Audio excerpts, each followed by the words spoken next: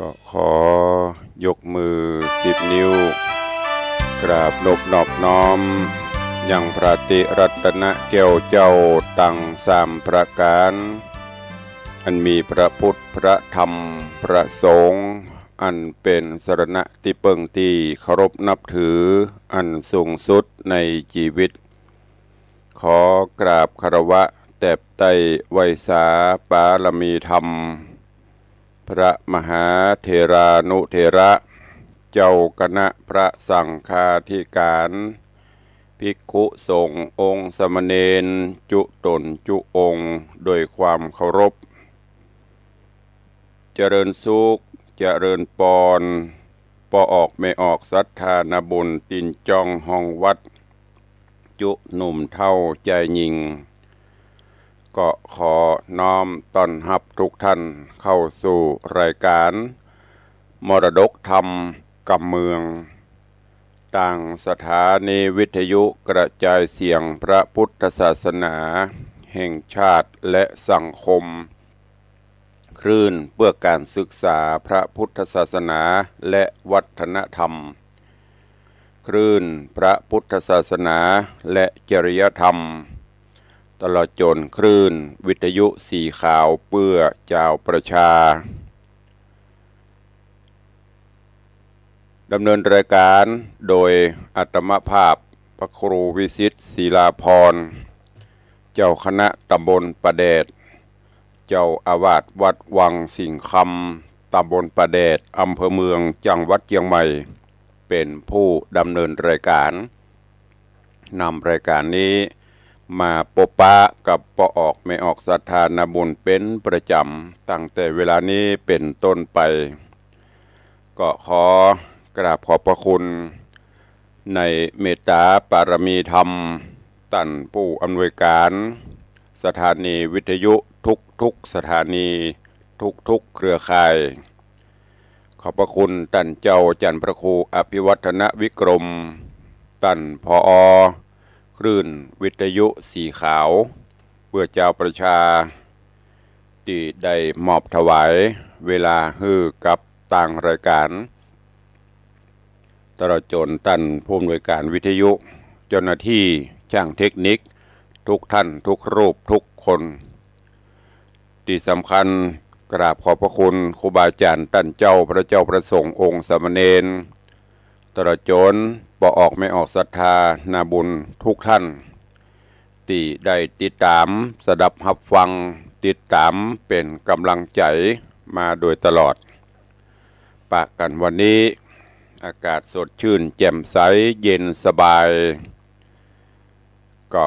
หลายที่หลายทางก็คงจะมีพระพิรุณฟ้าฝนโปรยปลายตกลงมา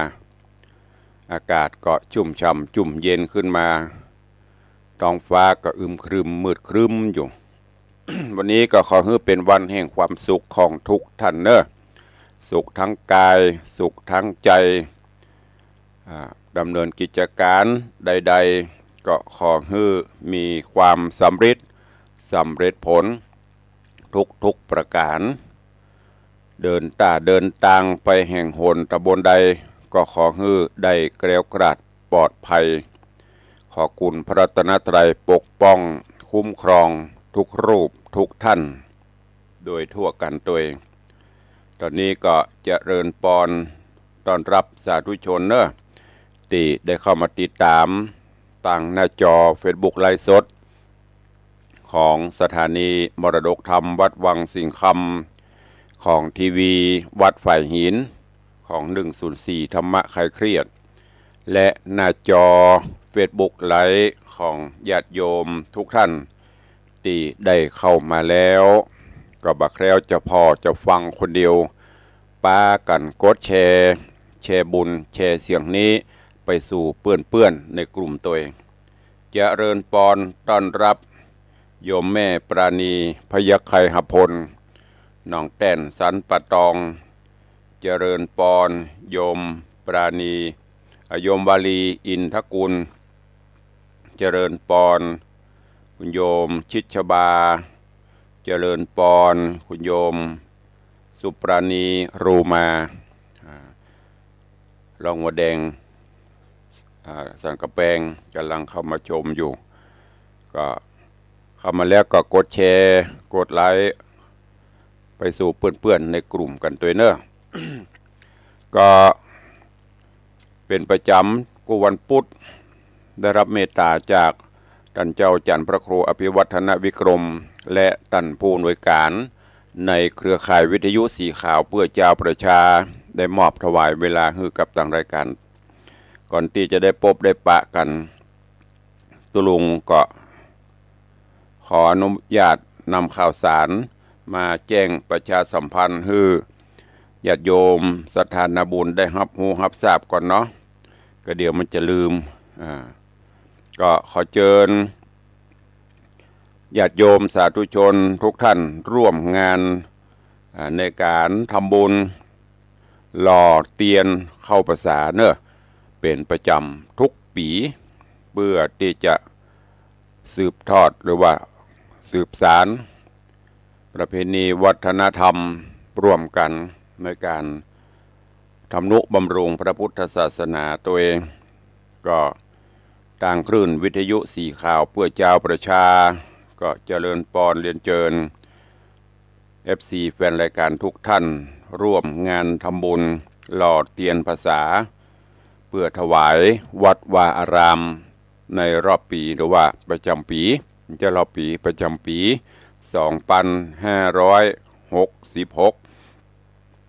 ก็จะมีพิธีหล่อเทียนภาษาจำนวน9เล่มแต่เปิ้นจะถวายจำนวน15หัววัด จะรอเป็นพิธี9เล่มเนอะในวันที่15กรกฎาคมที่จะถึงนี้ในเวลา8โมงครึ่งถึง5โมงที่วัดตงปงตำบลเมืองปานอำเภอเมืองปานจังหวัดเจียงไฮ้อันนี้เป็นพิธีรอประกอบพิธีรอร่วมกันรอ9เล่มที่เหลือนั่นเปิ้นจะเอาเป็นเตียนสำเร็จรูปไปถวายในการนี้ก็เชิญชวนญาติโยมศรัทธานาบุญร่วมปูจาขี้เพิ่ง ขี้เพิ่งที่เจ้ารอเป็น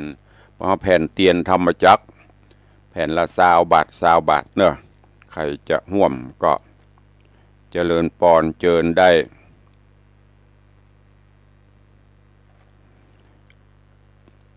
ตลอดจนการที่จะเดินทางไปถวายเตียนภาษาปีนี้เพิ่นจะถวายที่พื้นที่อำเภอฝางที่วัดพระบาทอุดมตำบลเวียงอำเภอฝางจังหวัดเชียงใหม่ถวายในวันที่13สิงหาคมหลังจากที่รอวันที่15กรกฎาคมแล้วก็วันที่13สิงหาเพิ่นจะถวายเตียนท่านใดจะไปร่วมกิจกรรมหรือบ่ได้ไปใครร่วมบุญกุศลก็ติดต่อสอบถามครูบาอาจารย์นักจัดรายการหรือจะร่วมโอนปัจจัยทำบุญก็เจริญปอนเจิญได้เนอะสำหรับเลขบัญชีที่เพิ่นจะถวายที่เพิ่นจะทำบุญก็โครงการพัฒนาการศึกษาโรงเรียนขนาดเลขของอำเภอเมืองปานจังหวัดลำปางหมายเลขบัญชีก็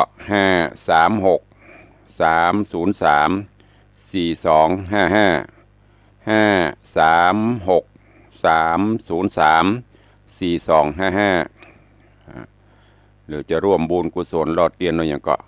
ตามที่ตุลุงได้ประชาสัมพันธ์บอกไปเนอะอันนี้ก็เดี๋ยวมันจะลืมเพราะว่าใจสื่อหลายอันหน้าจอหน้าโทรศัพท์หลายอันก็ฝากข่าวจากทางคลื่นวิทยุสีขาวเพื่อเจ้าประชาเฮานำเรียนนำแจ้งให้ทุกท่านเนอะตอนนี้เจริญปอนต้อนรับโยมแม่วิน้องแฮกเกอร์โยมจันสายแปลงหลวงโยมประพักผักสด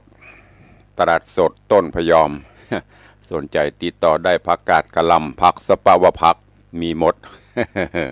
โฆษณาให้ตัวนะโดยไม่เสียค่าโฆษณา วันก่อนตุลุงได้นำเอาเรื่องราวของผีสางมา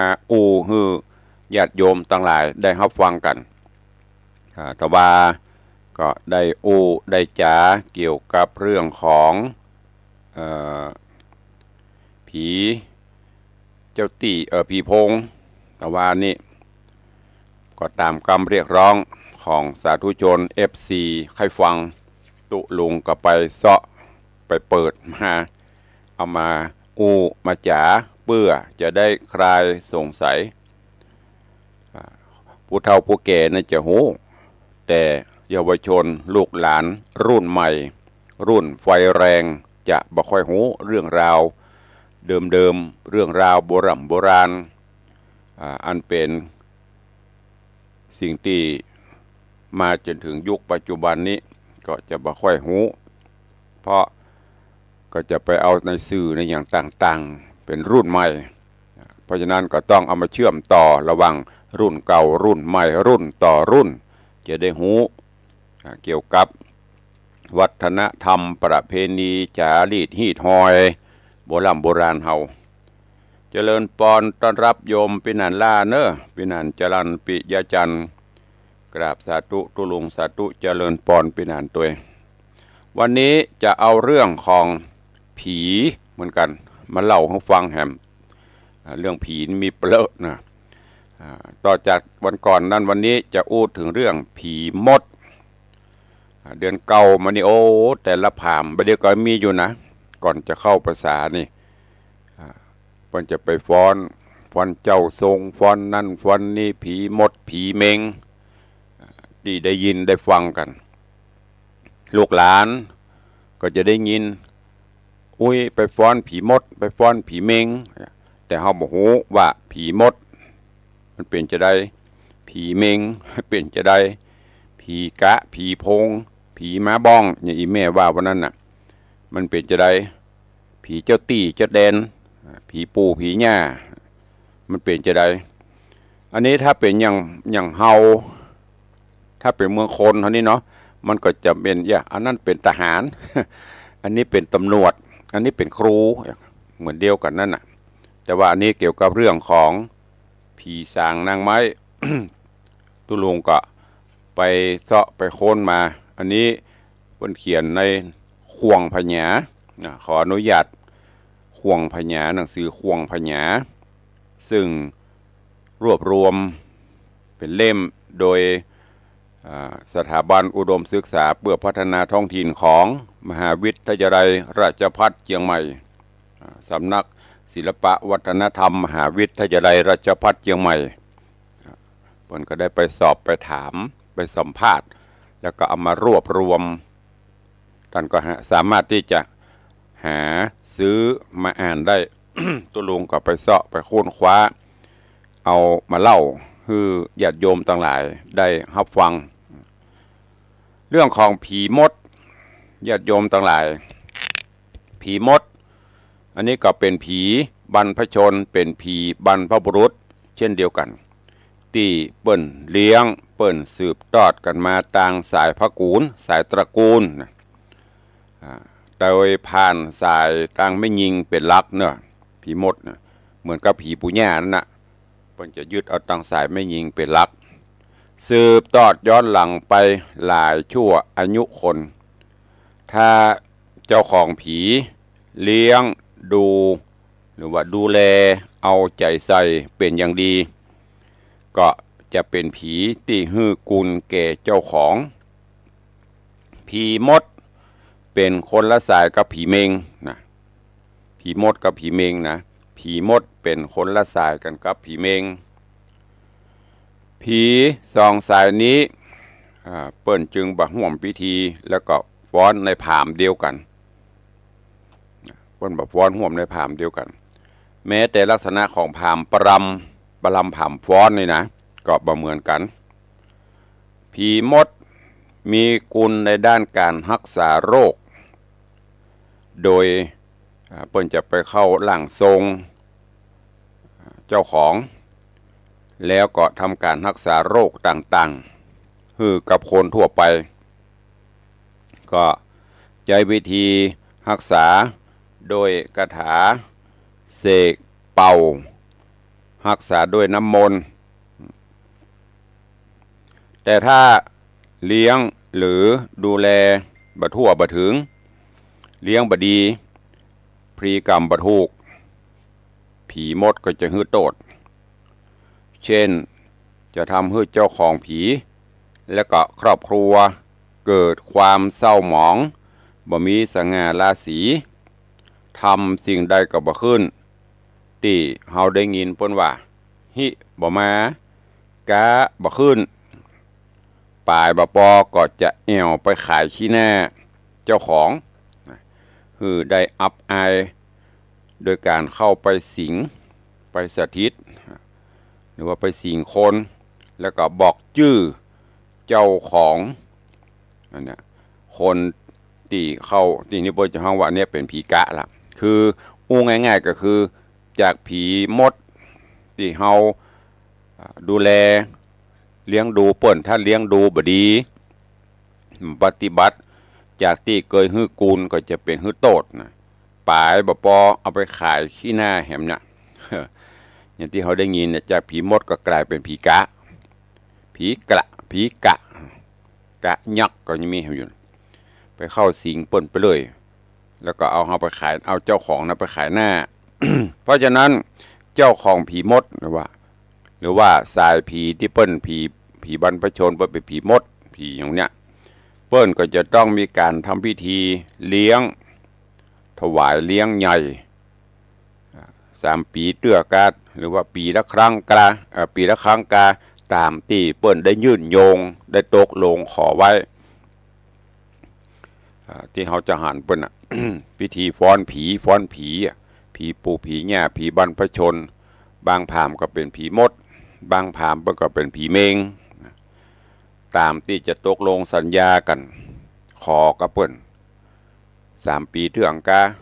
ถ้าเศรษฐกิจบ่ดีลูกหลานพอมีสตางค์ก็อาจจะ5 ปีกะแต่ส่วนมากก็จะเป็น3 ปีหรือว่าปีถ้าลูกหลานร่ำรวยอยู่ดีมีสุขกับปีละครั้งเหล่านี้เป็นต้นเมื่อตกลงแล้วทีนี้พิธีฟ้อนผีมดผีมดก็การจัดพิธีในแต่ละเตื้อแต่ละปีแต่ละครั้งเปิ้นจะมีประมาณ2 วันอันนี้เขายังได้หันอยู่ปัจจุบันนี้ก็ยังมีอยู่ฟ้อนกันทำพิธีกันจัดเตรียมกัน2 วันก็คือวันดาหรือว่าวันฮอมกันนั่นน่ะวันตกแต่งดาบางที่บางท้องถิ่นเปิ้นออกจะว่าวันเปล่าบางที่ก็ว่าวันค่อยหรือวันที่เก้าผีก็จะมีดอกไม้ธูปเทียนไปบอกไปกล่าวไปเจิญแก่สายผีในตระกูลเดียวกันแล้วก็บอกแก่สายผีนอกตระกูลคือมาร่วมพิธีอันนี้เป็นวันบอกแต่ประเด็นนี้มัน2 วันบอกกันเป็นเกิงเดือนบุญบางทีก็พิมพ์การ์ดมันตันสมัยแต่ก่อนมันมีโฮงพิมพ์เนาะเดี๋ยวนี้พิมพ์การ์ดพ่องหรือแจ้งข่าวตั้งเฟซตั้งไลน์พ่องเจิญผีนอกตระกูลมาร่วมพิธีมาฟ้อนมาลำด้วยกันพอได้เวลาได้วันที่กำหนดอันนี้พอวันฟ้อนผีเมื่อเจ้าของผีกำหนดวันที่จะจัดพิธีฟ้อนผีโพดแล้วเปิ้นก็จะป้ากันมาตกแต่งดาขันข้าวตอกดอกไม้เจิญหรือว่าบอกแก่ผีปู่ผีย่าหรือผีหอผีเฮือนฮือหูก่อนจากนั้นเปิ้นก็จะตั้งผามประลำแต่งผามประลำที่กลางบ้านลานบ้านก็จะเป็นลักษณะผามเปียงนี่จะได้ก็คือแปลงหลังคามันเปียงกันนะมันเหมือนยกไปจ่องมันยังว่าหลังคาราบหลังคาเปียงผามเปียงบางทีเปิ้นก็จะไปเสาะต้นหมากต้นอย่างนี้มาแปลงเสาผามอย่างนี้เป็นต้นแล้วก็ประดับตกแต่งผามที่จะฟ้อนโดยกระดาษหลากสีดอกไม้ตกแต่งดอกไม้ที่มีตามฤดูก็เอามาแปลงประดับตกแต่งผามแล้วก็ฝ่ายพ่อจ่าพ่อใจเปิ้นก็จะช่วยกันแปลง แป่งฮาน แป่งฮานยกฮานยอฮานสำหรับที่จะตั้งเครื่องสังเวยที่จะยืดโยงที่จะเลี้ยงไว้ตั้งในแล้วก็จะแป่งฮาวสำหรับปาดเครื่องนุ่งห่มเสื้อผ้าอาภรณ์ที่เปิ้นจะสรงที่เปิ้นจะทะลงจะทรงนั่นน่ะเครื่องแต่งตัวเนี่ยที่เฮาหันอยู่ประเด็นนี้มีหันอยู่สิ่งเหล่านี้แล้วก็ปามปอ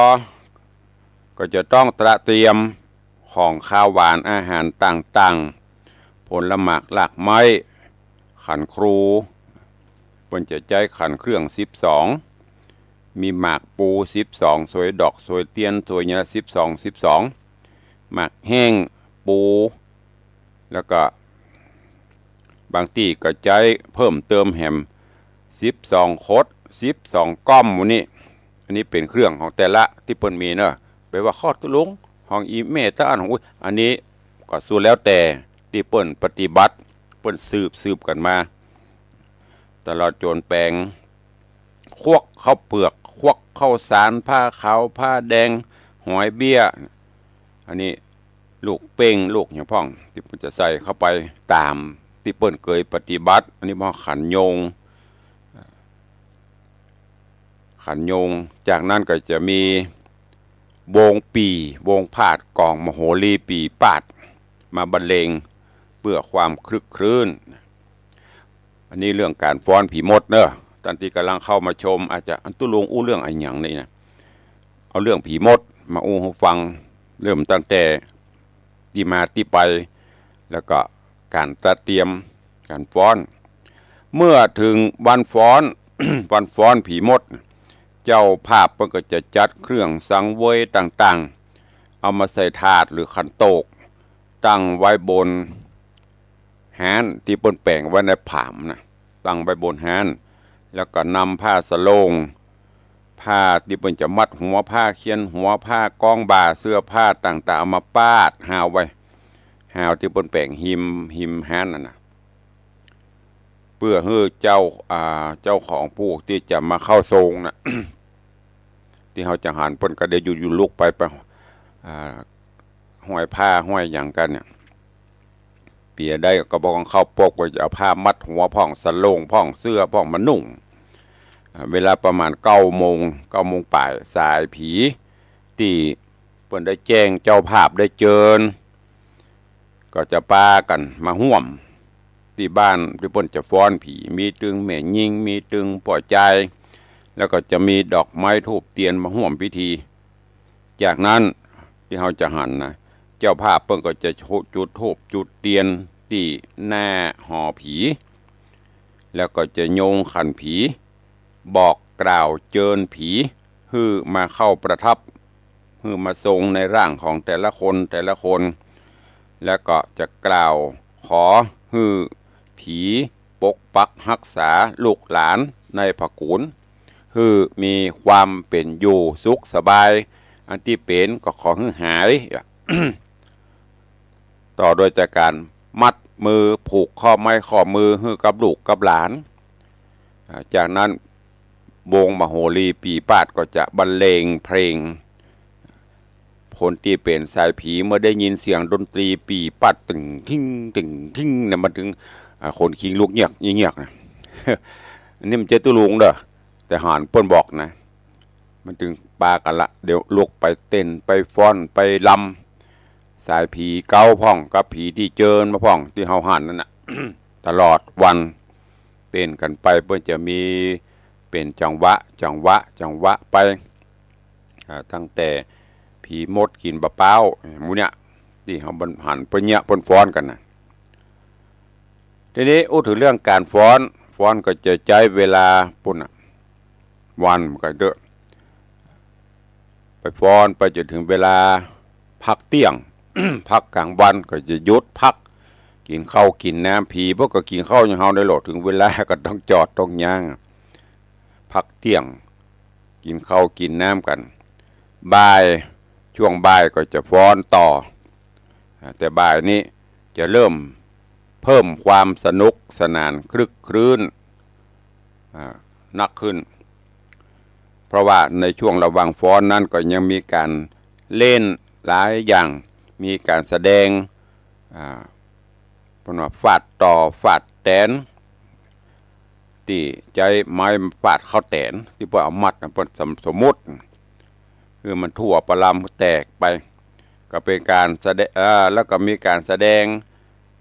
ยิงนกยิงไหนยิงหนูโดยเพิ่นจะแปลงเอา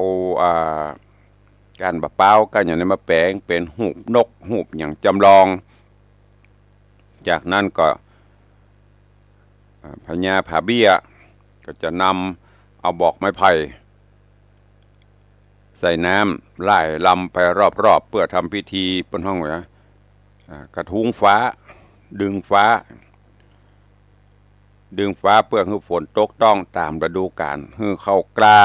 พืชพันธุ์ธัญญาหารสมบูรณ์มีการแสดงกำจัดภัยมีการไล่ยิงเสือยิงโดยมีคนแต่งเป็นเสือมีคนแสดงการกองจ้างนี่ก็จะมีคนหนึ่งแสดงเป็นจ้างการสีแข้งสีขาวโดยเฉพาะพ่อจายนะที่เฮาหันพอกองจ้างคนหนึ่งก็จะขึ้นขี่หลังพ่องคนหนึ่งก็จะบ่วงเชือกพยายามที่จะโยนบ่วงกองคอหรือว่ากองจ้างกองขาหล่นไหลกันไปมาแหวดต้นดอกแก้วนะโอ้ก็เป็นที่ม่วน คนตั้งข้างที่เปิ้นมาพอก็มีความม่วนงานสันเล่ากันรอบๆประลำก็มีการยับปูยับป่าจับปูอย่างพวกเนี้ยอันนี้เป็นแต่ละท้องที่นะตอดแหเมื่อภัยจับได้ก็จะเก็บไว้วัดที่บ้านเพื่อเป็นสิริมงคลนอกจากนั้นก็จะมีการเล่นบางเตื้อก็เอาดาบเอาอย่างมาจิ้มมาทิ่มตัวเก่านี่ก็แล้วแต่ผีที่มาแต่ละตนแต่ละสายแต่ละองค์อย่างที่หันอันนี้อันตรายหน่อยที่เอาดาบไปจำตำเสาตำหยังพวกนี้นะอันนี้ก็เป็นการเพิ่มความขลังของเจ้าแต่ละตนแต่ละองค์อันนี้เป็นเรื่องของผีมดเนอะผีมดเรื่องของผีมดที่เฮาหันเปิ้นฟ้อนเปิ้นอย่างกันต่อด้วยผีเมงผีมดตะกี้ผีมดประเด็นนี้ผีเมงก็เช่นเดียวกันผีเมงก็เป็นผีที่สืบทอดกันมาจากจามอนตั้งแต่เก่าแต่ก่อนผีเมงก็เป็นผี ประจำตระกูลเช่นเดียวกันก็นี่ก็สืบทอดต่อกันมาตั้งสายไม่ยิงเหมือนเดียวกันกับผีมดต่อมาสมัยมะรูนก็มีการแยกออกเป็นสองสายคือสายผีเมงหรือว่าเมงน้ำหาปลาร้าคำไทยเรียกว่าปลาร้ากำเมียงเขาว่าหาเพราะว่า เมงน้ำหาก็เป็นเพราะว่าผีเมงสายนี้เพิ่นจะชอบกินน้ำหาเมื่อมีการเลี้ยงผีเมงก็จะต้องตั้งบอกหรือว่าตั้งหม้อน้ำหาไว้สั่งบวยเสมออันนี้ก็เหมือนเดียวกันภายใน3 ปีหรือต่อเตื้องหรือว่าปีละครั้งอันนี้ตามที่เพิ่นจะตกลงกันไว้ก็จะต้องจัดให้มีการเลี้ยงมีการฟ้อนลำมีการสั่งบวยขนาดใหญ่เช่นกัน ใช้เงินเป็นจำนวนนักผีเมงนะใช้เงินฟ้อนกันอย่างนี้นักแล้วก็จัดงานเตรียมงานก็เวลาก็รวมกันประมาณ3 วัน 4 วันพุ่นก็คือวันเป่าวันตกแต่งดาวันฟ้อนเสร็จเรียบร้อยก็มีวันล้างผามไม่ใช่ล้างผ่านนะ เดี๋ยวเขาเล่นห้องวันล้างผานวันล้างผามก็จะใช้เวลาได้ประมาณ3 วันที่เพิ่นจัดพิธีกันที่บ้านก็จะแปลงเริ่มเหมือนเดียวกันคล้ายๆกับผีมดนะแปลงหูบหลังคากระโจมแล้วก็มีผ้าแขวนผ้าห้อยไว้กลางตั้งแต่หลังคาลงมาถือปืนเพราะว่าผ้าจ่องแปลงห้านสำหรับตั้งเครื่องสังเวยเหมือนเดียวกันคล้ายๆกับผีมดนะแล้วก็เตรียมเครื่อง สังเวยเครื่องพิธีกรรมเครื่องต่างๆถวายมีดอกไม้ธูปเทียนเครื่องไหว้ต่างหลายแล้วก็มีอาหารข้าวหวานหัวหมูไก่ต้มข้าวหนมปืนเมืองหลายสิ่งหลายอย่างผลหมากรากไม้ลูกส้มของหวานถ้าเป็นสายผีเมงน้ำหาก็จะมีบอกไม้ไผ่ ใส่น้ำหาจัดหาเครื่องดนตรีปีพาดมาเล่นบรรเลงคล้ายๆกับผีมด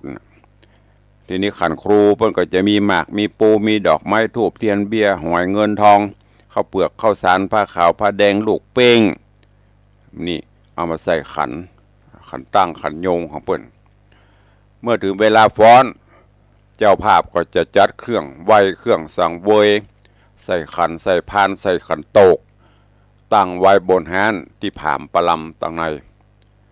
จากนั้นก็เมื่อพร้อมแล้วประมาณ9 โมงสายผีที่ได้จับได้เจือได้เจิญได้บอกได้แจ้งข่าวก็จะปากันมาแล้วก็มีดอกไม้ทูบเทียนมาห่วมพิธีปัจจัยประเด็นนี้เพิ่มปัจจัยตัวมาเจาะมาหอมกันนั่นน่ะ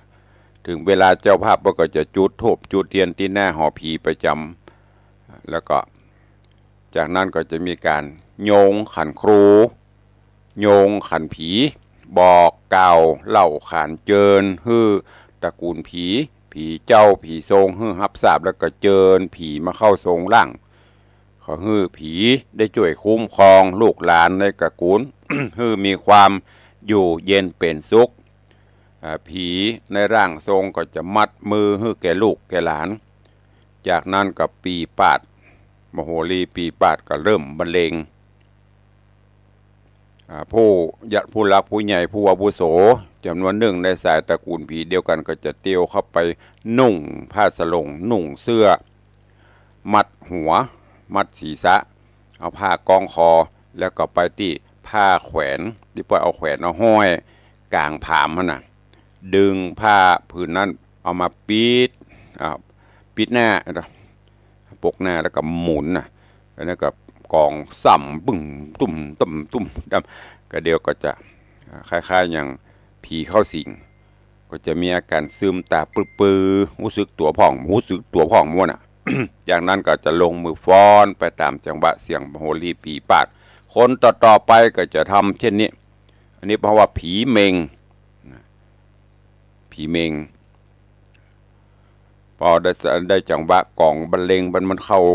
ตืดก็เดียวกับปโต้มาถึงหยับเงียบเต็มปลำนะ การฟ้อนผีเมงนั้น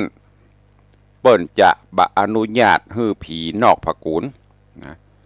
คือนอกสายผีเดียวกันเข้าร่วมการฟ้อนนอกจากว่าในช่วงท้าย ตีผีตระกูลของเจ้าภาพออกกันไปหมดละผีในสายตระกูลอื่นจึงจะฟ้อนได้ในโบราณตึงผีมดตึงผีเมงเจ้าของผีเพิ่นจะจัดให้อยู่ในหม้อในภาชนะในหม้อดินเผานี่ที่หม้อต่อมนั่นน่ะเพิ่นจะมัดด้วยผ้าขาวส่วนมากก็จะตั้งหม้อไว้ที่สูงที่เปิ้นนิยมก็คือบนข้วนปุ่นบนข้วนคืออะไรข้วนเดี๋ยวนี้ก็คือเพดานเนี่ยจำไว้เนอะลูกหลานตันเต้ากรรมวันนี้สู่เจ้าบ่ค่อยได้ยินละบนข้วนก็คือเพดานแต่ก่อนบนเพดานแล้วก่อนนี้เปิดเอาน้ำต้นคืออย่างตุลุงน้ำต้นก็คือคนโทไม่ใช่คนโทรศัพท์นะน้ำต้นคือคนโทแต่ก่อนนี้เปิ้นแป่งข้วนแป่งฟ้านะเปิ้นจะเอาตีตารางเป็นหูเอาน้ำต้นเข้าไปซุป อันนี้สู่เขาไปได้หารละประเดียวมีละเป็นไอ้อย่างก็แผ่นยิบเสียมไปหมดละมีละหมูนี่ก่อนนี้เปิ้นจะเอาเนี่ยอันเนี้ยหม้อผี หม้อต่ำเปิ้นเอาไว้บนข้วนปุ่นซึ่งแต่ก่อนเปิ้นจะสารเป็นไม้กีบเป็นตาไว้มีการเล่าต่อกันมาว่ามีคนที่เคร่งครัดคาถาอาคมคนหนึ่งลักขึ้นไปส่องพอในหม้อสิ่งที่หันก็คือเป็นสิ่งที่มีชีวิตมีรูปมีร่างคล้ายกับหัวของลูกไก่อยู่เต็มหม้อ ซึ่งสิ่งนี้จะเป็นเครื่องยืนยันเรื่องของผีกะในบทต่อไปเนอะอันนี้เอาเรื่องผีมดผีมิงก่อนเดี๋ยววันต่อไปจะได้เอาเรื่องผีกะผีมาบ้องวันนี้มาเล่าให้ฟังติดตามฟังกันในตอนต่อไปอันนี้ก็จัดให้ตามคำขอเนอะอีปล่อยแม่ขอตุลุงเตะทำเมืองก็เตะมาจะนักละเอาเรื่องมันนี้มาอู้ซ้ำให้ฟังกันเพื่อเขาลืมเพื่อลูกหลานจะลืมก็ได้นำมาเล่าให้ฟังก็หวังว่าคงจะเป็นสาระครับญาติโยมศรัทธานาบุญเนอะบรรนักก็น้อยที่ได้ติดตามรับฟังตุลุงก็จะพยายามเอาเรื่องราวหลายๆสิ่งหลายอย่างมาเป็นธรรมเมืองพ่องเป็นบรรยายพ่องสาระน่าหูเรื่องราวต่างๆมาอู้พ่องเนอะสลับสับเปลี่ยนหลายๆอย่างก็จะได้ฟังได้หูกันไปขอบคุณทุกท่านเนอะเวลาก็บ้วยใกล้จะหมดได้อู้ได้จ่ากับญาติโยมศรัทธาได้นำมาอู้ก็คงจะเป็นประโยชน์ชนะกับท่านทั้งหลายบรรนักก็น้อยอนุโมทนาขอบคุณเนอะยายเพลินเพื่อนเกษตรกับไว้สาเจ้าทาง Facebook เข้ามาละโยมตู่นี่โยมตู่จะหูดีหมูนี่นะโยมสุรัตน์เสาคำก็ดีหลายๆคนนี่เดี๋ยวจะมีประทับร่างของเปิ้นนี่ตุลุงก็เอามาอู้ฟังเนอะถูกพ้องบ่ถูกพ้องก็คงว่ากันเนอะ ตุลุงก็พยายามค้นคว้ามันถูกต้องหนักที่สุดหากว่าอันไหนมันขาดไปก็สามารถโทรศัพท์เข้ามาเสริมเติมได้ตุลุงอันนั้นมันขาดอันนี้มีอันนั้นแม่นนี่นะเติมกันไปปีหูสองน้องหูหนึ่งเนอะเจริญปอนโยมอัญชลีคำกิติสาธุเจ้าเจริญปอนโยมพี่วิรองรักเจิดฟ้อนมีล้านนากราบไหว้สาเจ้าเจริญปอนเนอะเจริญปอนโยมแม่ดาหวันคำวัง น้อมกราบไหว้สาธุไทยสมใจแล้วเนาะ เพื่อเป็นสายก็ท่านเจ้าคุณวัดลืมไปละวันนั้นหันเปิดลงเฟซเหรอได้ไปไหว้ประสาละโมทนาบุญกับแม่เลี้ยงดาหวันด้วยเนอะได้ไปกราบไปไหว้ชมบารมีท่านเจ้าละเจริญปอนโยมแม่จันดีวิสุทธินันท์ไหว้สาเจ้าธรรมครูสาธุเจริญปอนอันนี้ตั้งหน้าจอ Facebook ไลฟ์ท่านที่กำลังเข้ามาก็เจริญปอนต้อนรับทุกท่านเนอะเวลาก็โวยเผลอแป๊บเดียวจะหมดเวลาให้มาก่อนที่จะเปิดหน้าไมค์อู้จ๋ากับญาติโยมตุลุงก็ขอนำข่าวสารของทางวัดวังสิงห์คำเนอะตะกี้เป็นข่าวสารของคลื่นวิทยุสีขาวได้นำมาอู้มาแจกให้กับทุกท่านทางวัดวังสิงห์คำก็ขอน้อมเอิญเจิญจวนญาติโยมสาธุชนทุกท่านเนอะร่วมงานทำบุญประเพณีใส่ขันดอก108ประเพณีส่งน้ำพระธาตุเจดีย์แล้วก็ร่วมกันทำบุญถวายทานต้นเงินประจำปีพุทธศักราช 2566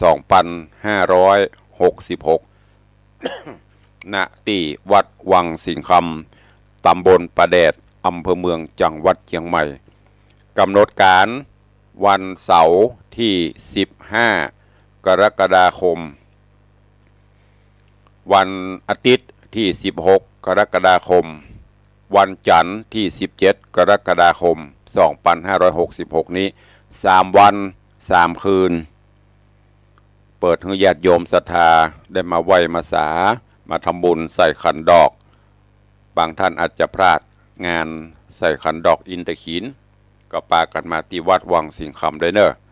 ส่งน้ำพระธาตุและถวายทานต้นเงินตลอด3 วัน 3 คืน15 16 17 กรกฎาคมตั้งแต่9 โมงเป็นต้นไปจนถึงประมาณ 3-4 ทุ่มก็น้อมเชิญชวนทุกท่านการนี้เชิญชวนท่านทั้งหลายที่ฟังรายการตุลุงอยู่ท่านผู้ใด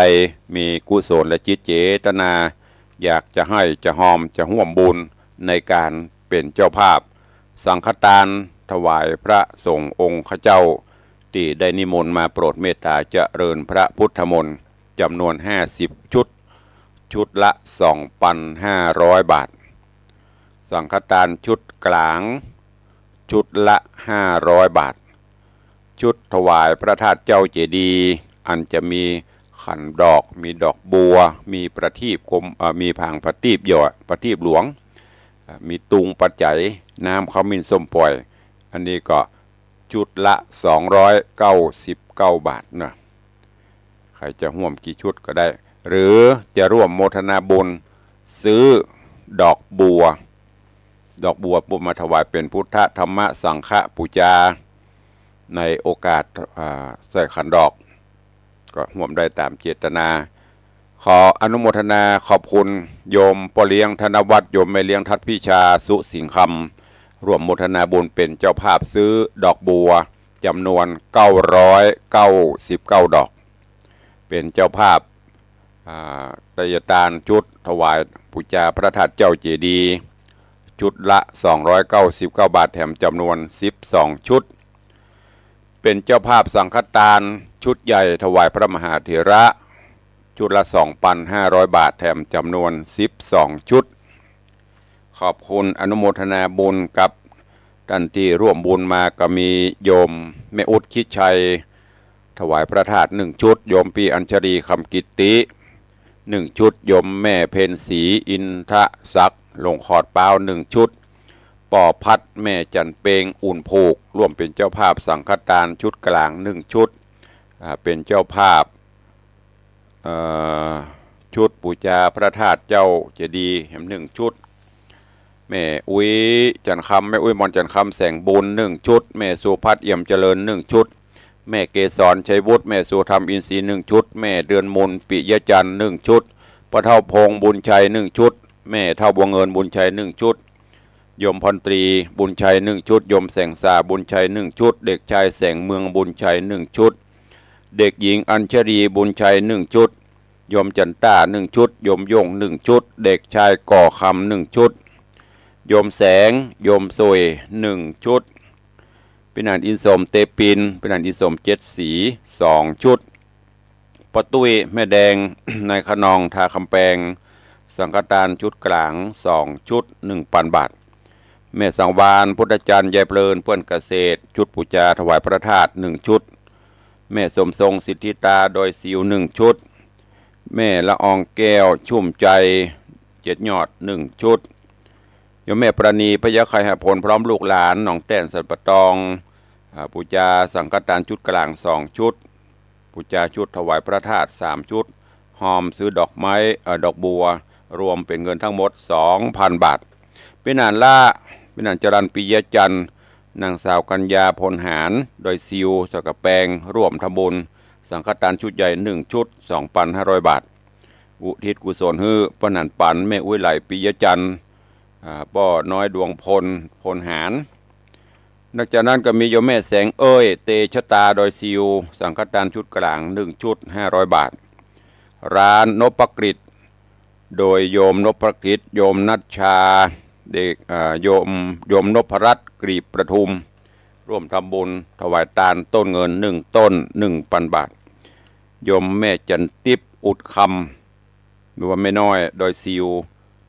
ร่วมทำบุญสังฆทานชุดกลาง1 ชุด 500 บาทโยมแม่จันศรีปาละร่วมทำบุญถวายซื้อดอกบัว100โยมแม่ครูเหรียญทองจันที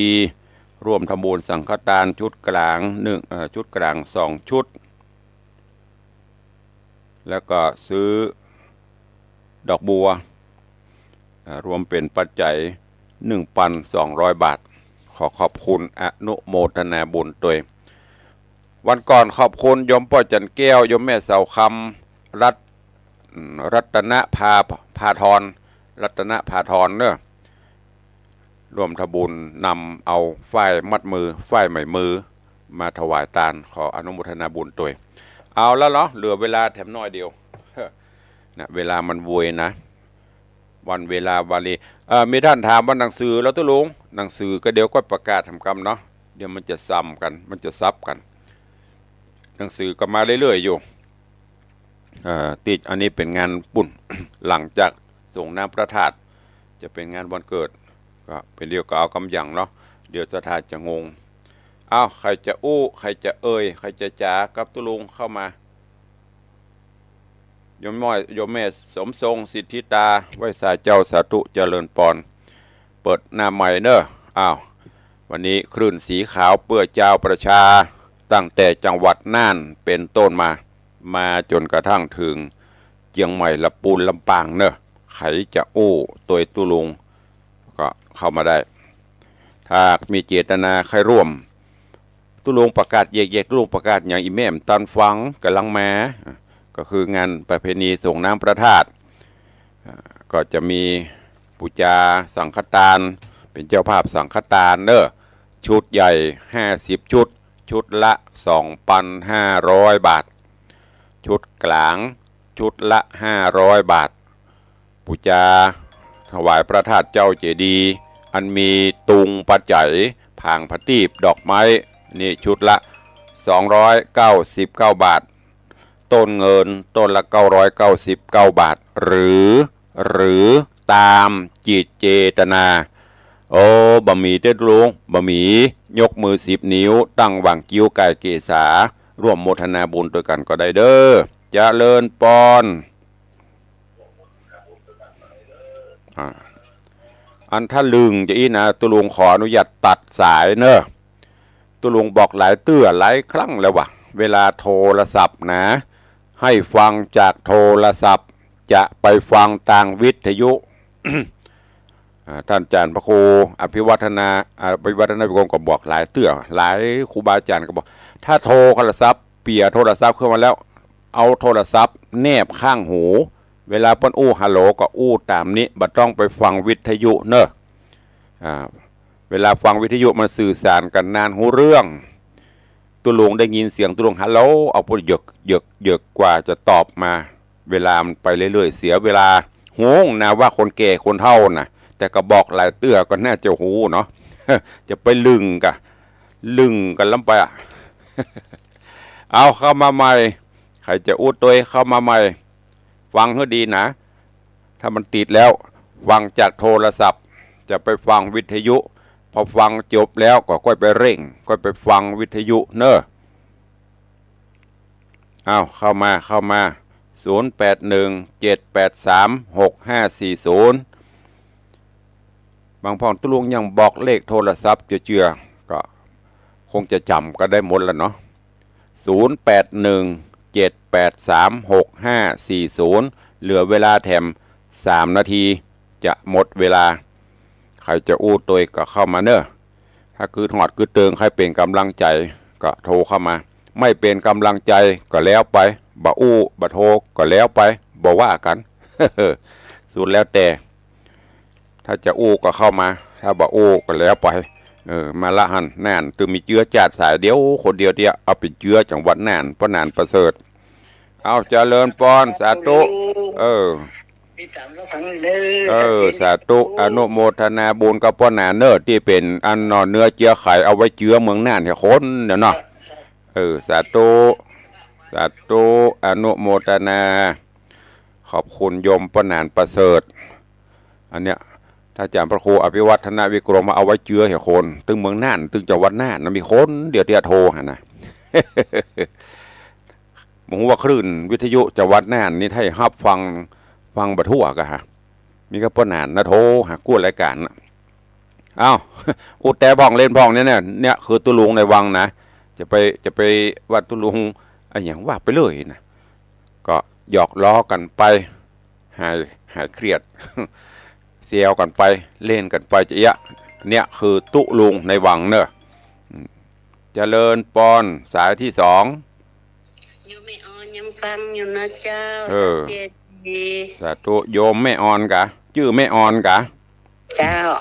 ว่าชื่อโยมแม่ออนด้วยกะเจ้าอยู่บ้านแม่ออนหัวก็โยมอะไรอย่างบ้านโยมแม่อย่างแม่เพนเจ้าโยมแม่เพนบ้านแม่ออนเนาะเจ้าสาธุอีกะรายงานตึงตัวนะกะ อนุโมทนาสาธุเนอจะเลิญปอนสายต่อไปใครจะอู้โตยเข้ามาเนอตุลุงถ้าจะอู้บ่ม่วนนะ FC ตึงบ่หลายวันไหนชั่วโมงไหน4-5 คนก็ดีกว่ามันมีสักคนกันเนาะ มีก็กำลังมี2 สายสายที่3เด็กหญิงจันคำแสงบุญฟังอยู่ในเจ้าสาธุเจ้าอนุโมทนาเจ้าสาธุเจ้าสายที่3เด็กหญิงจันคำนางสาวจันคำแสงบุญฟังอยู่ในเจ้าเป็นแฟนครับตัวเจ้าฟันแท้นะฟันบ่มีแล้วนะฟันปลุดปล่วงหมดแล้วนะ สายที่4เด็กหญิงอัมภัยกรองราชว่าไงลุงรับ2-3รับเจ้า 1,000 บาทอันยังก็สำหรับลุงเจ้า2-3รับสังฆทานชุดกลางเนาะ2-3รับ20,000 บาทอย่าสาธุนะแม่เด้ออนุโมทนาสาธุเจ้าเปิ้นหอมสตางค์อูม่วนนะตุดงตะอุ้ยหอมก็อูม่วยบ่หอมก็อู้ยะอันพ่องก็จะจับผิดบัดทีเปิ้นหอมสตางค์อูม่วนเหรออันเนี้ยคอยจะจับผิดเปิ้นน่ะตุลุงตึงอู้อย่างเนี้ยหอมตุลุงก็อู้จะเยะบ่หอมตุลุงก็ตึงอู้จะเนี้ยเด้อหอมก็ได้หอมก็ตามใจขอบคุณโยมแม่อำไพกองราชแม่คือดอยสะเก็ดโยมแม่ร่วมเป็นเจ้าภาพสังฆทานชุดกลาง2 ชุด 1,000 บาทสาธุอนุโมทนาเน้อบุญรักษาสายที่5จากไหนเอ่ยเจริญปอนเจริญปอนอู้เลยจากที่ไหนแม่เรือนมันเป็นต่อวังเหนือลำปางเน้อแม่ยังก็แม่เรือนกะเจ้าเด็กหญิงแก้วเรือนเนาะแสนต่อแม่เรือนเจ้าเป็นต่อวังเหนือลำปางขอบคุณอนุเสียงสัญญาณชัดเจนเนาะเจ้าชัดเจนดีอนุโมทนาสาธุเน้อสาธุแม่เรือนบ้านแสนต่อวังเหนือลำปางสาธุเอาแล้วเนาะสายที่1ขอบคุณโยมปนานประเสริฐจากจังหวัดน่านสายที่2โยมแม่เพนจากแม่ออนสายที่3นางสาวจันคำแสงบุญสายที่4โยมแม่อำไพกองราชโยมแม่อำไพร่วมโมทนาบุญเป็นเจ้าภาพสังฆทานชุดกลาง2 ชุด 1,000 บาทสายสุดท้ายสำหรับวันนี้แม่เรือนบ้านแสนต่อวังเหนือลำปางวันนี้ FC ตุลุงในวังฟังทั้งหมดทั้งมวล5 คนสาธุหมดเวลาขอนำรายการจากทุกท่านไปก่อนปะกันใหม่วันต่อไปเนอะอยู่ดีมีสุขเหมือนกันทุกท่านทุกคนอายุวันโนสุขังปะลัง